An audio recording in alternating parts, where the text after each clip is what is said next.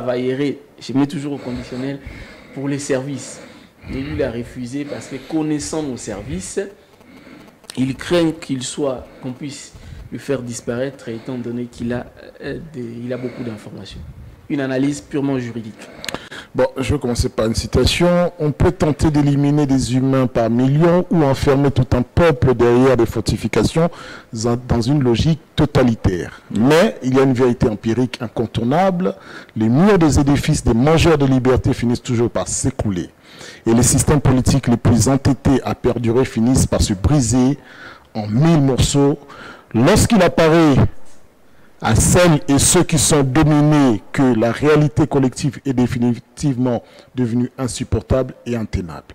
Ça, c'est Roger Boangui Poiti, qui est un écrivain, un théologien congolais qui vit en Suisse.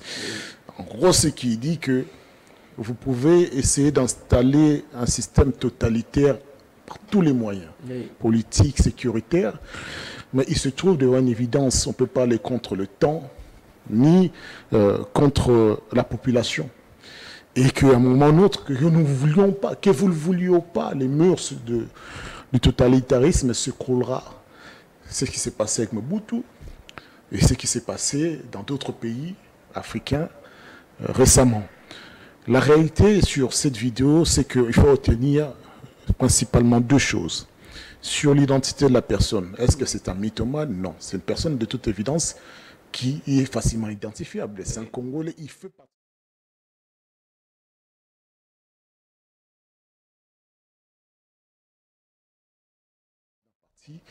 Qui est dans l'union sacrée, qui était dans l'union sacrée.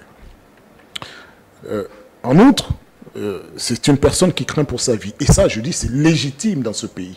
Parce que on peut aussi disparaître quand on n'a pas de soutien solide et politique en place, disparaître parce qu'on veut dire la vérité. On peut aussi disparaître physiquement, mourir, aussi bien dans un cachot sous terre, bien qu'on nous avait promis qu'il y aurait plus des cachots clandestins.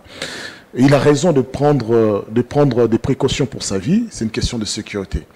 En outre, cette personne a donné des noms, a donné des dates, des précisions.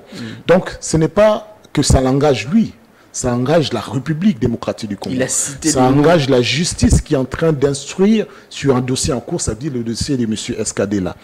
Il appartient aux justices militaires de dire, mais attendez, ces allégations sont quand même assez graves et importantes. On va renvoyer le dossier auprès du ministère public pour qu'il nous donne des éléments par rapport à ces éléments de nous. Qu'on ajoute une instruction, qu'on entende des personnes citées. Donc les personnes citées doivent en tout cas, être appelées comme des renseignants. Si en tout cas, la justice est impartiale. Mais en même temps, on entend une collusion assez incroyable entre certains partis politiques de la place, les agences de renseignement, les agences de renseignement militaires tant civils, mais également des personnalités politiques. Donc il faudrait être un inconscient pour ne pas avoir peur. Mais moi, je crois que cela met encore en mal, après qu'on ait insisté aux déclarations de garde du corps de M. Matata Mponyo, voilà que l'État se voit de nouveau face à une difficulté parce que les langues ne veulent plus se taire. Les langues veulent la liberté, les Congolais veulent la liberté. Ce sont les signes de la Et je suis étonné comme on nous dise qu'il y a une forme d'objectivité, d'impartialité dans la justice. Nous voyons bien qu'il y a une impartialité dans la justice qui est maintenue. On nous a promis une justice indépendante, mais dès que la justice essaie de faire un pas, comme un chien contre un lance, on dit non, revenez ici. Il ne faut pas aller toucher quelqu'un qui est de mon parti politique. Oui, on ne faut pas aller toucher un tel. L'argent public, oui, mais l'argent, c'est pas grave. Vous laissez-le sortir. D'autres ont même été innocentés parce qu'ils sont intouchables. Avant, mais non, ne vous inquiétez pas, vous n'allez pas en prison, aller dans votre jugement où vous êtes innocent d'office. Alors que les faits sont établis. Nous avons assisté à cela. On peut donner le nom, mais ça nous engagerait à quoi? Les Congolais est malheureusement déçus. Une fois encore, on voit une justice deux poids, deux mesures. Si vous êtes puissant, vous avez des relations, il y a une justice avec tout le système qui va avec, c'est-à-dire les polices, renseignements, tout va avec. Mais lorsque vous vous opposez à une forme de totalitarisme, vous voulez la liberté pour tous les Congolais, vous voulez le droit d'expression, cela pose un problème. Sur les plans des droits, concrètement, ça doit se passer comment? Avec les noms cités, la procédure doit se passer comment aujourd'hui? Le conseiller spécial de Moïse Katumbi est devant la justice militaire. On a d'ailleurs lu les rapports de la première journée d'instruction. Il a passé aujourd'hui sa 6e nuit à la prison de Ndolo. La procédure, la suite. On ne va pas compter le nombre de jours ou de nuits passées par M. Skadela en prison, malheureusement pour lui. L'instruction prendra le temps qu'il faudra. La justice a son calendrier, ça il faut l'accepter. S'il est mis en secret, pour l'instant, c'est parce qu'on a besoin d'avoir un prix sur lui et non pas qu'il s'échappe. Maintenant, une deux choses. Par rapport à l'élément nouveau qui vient d'arriver, oui. Deux choses. Soit les défenseurs de M. Skadela font tout pour identifier cette personne et lui apportent une garantie, une sécurité suffisante pour le faire venir à Kinshasa, pour qu'il soit entendu, mais en sécurité. Mais en même temps, nous sommes sceptiques. Est-ce que, même s'il arrive à la mer, est-ce que vous, qui l'avez fait venir, vous qui l'avez fait venir devant le DEMIAP, vous qui l'avez fait venir devant le tribunal, vous saurez assurer la sécurité lorsque vous sortez de là? Sur le plan de droit, est-ce que cette vidéo peut constituer un élément de dossier?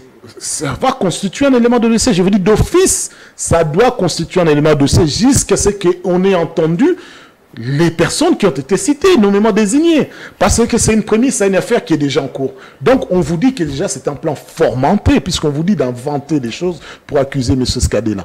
Maintenant, en attendant de vérifier les dires de ce monsieur, la bonne justice veut que nous surséons, que la séance soit sur soi, et que nous attendions de voir clair si ce sont des faits établis ou bien c'est une forme d'affabulation. En attendant, il doit sortir ou rester... On ne va pas le laisser. Ça, il faut pas s'y miroiter, on ne va pas le laisser. Il sera gardé. Ça, on ne va pas le laisser. Il faut pas... Ça, c'est la justice ou bien... Non, c'est la justice. C'est-à-dire qu'il y a deux choses. On peut après demander à ce qu'il soit, ces défenseurs, oui, ou bien résidence surveillée, voilà, ils peuvent demander. Mais croyez-moi que nous sommes dans une affaire politico-judiciaire. Donc, il ne va pas être laissé parce que même si vous êtes sur résidence éveillée, vous êtes libre. Donc, l'objectif ici, c'est d'éviter un minimum de liberté, de lui épargner un maximum de liberté. Donc, plus il est contraint, plus se sent frustré, plus on attend peut-être qu'il avoue des choses qu'il ait faites ou pas.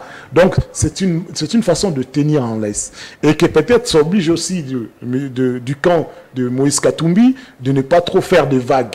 Donc, quand on arrive... C'est une affaire très politique. Il faut être naïf pour dire que ce n'est pas politique depuis le début. Moi, quand vous me parlez de sécurité nationale, moi je suis nationaliste et républicain, la République avant tout.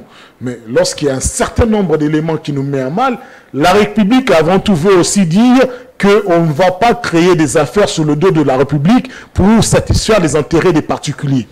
C'est aussi ça. Merci beaucoup. Alors, Jojo Maïlé, vous aurez les mêmes temps d'antenne.